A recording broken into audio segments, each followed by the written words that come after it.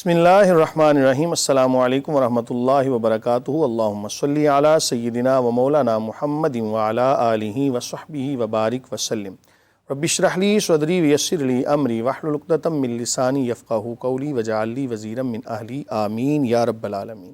ناظرین و سامعین، آپ دیکھ رہے ہیں مفتی آن لائن اور میں ہوں مفتی سخاوت منیر نعیمی۔ ہمیشہ کی طرح آپ کی خدمت میں حاضر ہیں جناب آپ کے جمیع سوالات کے جوابات لے کر۔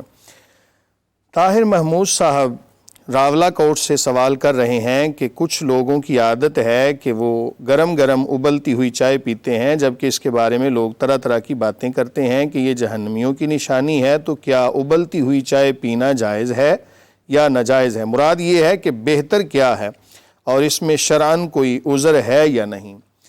دیکھیں، حضور نبی کریم صلی اللہ علیہ وآلہ وسلم کی مبارک سنت ہے اور آپ کا حکم بھی ہے کہ کھانے کو اتنا سا یا پینے کو اتنا سا ٹھنڈا کرو کہ جس میں سے نا وہ بھاپ نکلنا جب بند ہو جائے۔ تو یہ سنت ہے۔ اگر کوئی بندہ چائے اتنی گرم پیتا ہے، ایک عادت بن چکی ہے، تو اس کو یہ تو نہیں کہا جائے گا کہ یہ جہنمیوں کا کھانا ہے۔ مائے حمیم کے جو الفاظ ملتے ہیں احادیث میں یا قرآن پاک میں، وہ ایک خاص قسم کا کھولتا ہوا پانی جہنمیوں کی خوراک ہوگا۔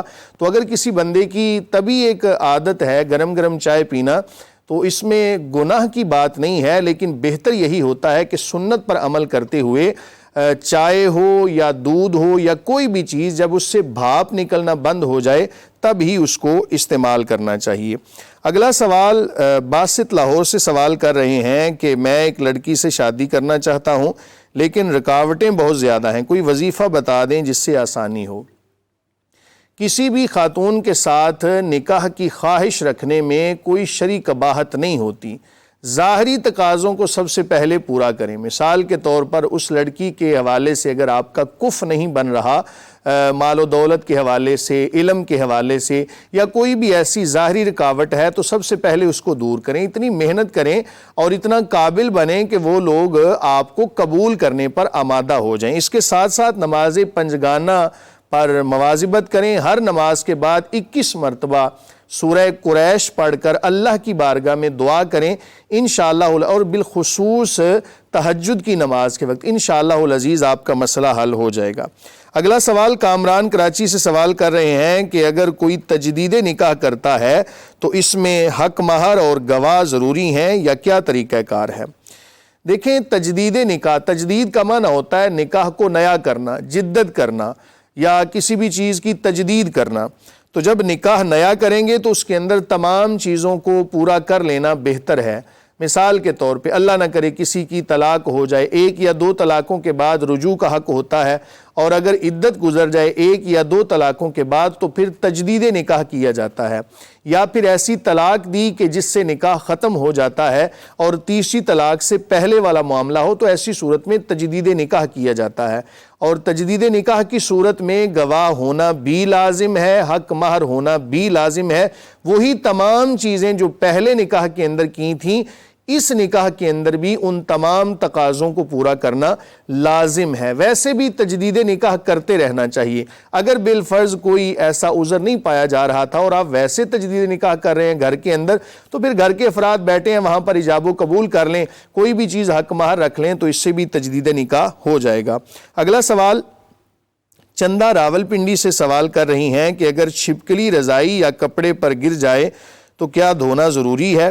دیکھیں، ہر وہ چیز کہ جو گھروں کے اندر عمومی طور پہ رہتی ہے، جیسے چھپکلی ہے، سانپ ہے، بلی ہے اور اس طرح کی جو اشیاء ہیں، تو اگر وہ ان کے جسم کے اوپر ظاہری نجاست نہ ہو، اگر وہ کپڑوں پر لگ جائیں یا بستر پہ گر جائیں تو اس کی وجہ سے بستر ناپاک نہیں ہوتا۔ اپنے دل کے اطمینان کے لیے آپ دھونا چاہتے ہیں تو اس میں ایک علیحدہ مسئلہ ہے، لیکن اگر ظاہری نجاست جسم پہ لگی ہو، چاہے وہ چھپکلی ہو، چاہے وہ سانپ ہو، چاہے وہ بلی ہو، تو ایسی صورت میں پھر دھونا لازم ہوگا۔ بہرحال چھپکلی کے صرف جسم لگ جانے کی وجہ سے کوئی کپڑا ناپاک نہیں ہوگا۔ اگر بالفرض اس نے کوئی پیشاب وغیرہ یا کوئی بیٹ وہاں پر کر دی ہے تو ایسی صورت میں پھر اس کو دھونا لازم ہوگا۔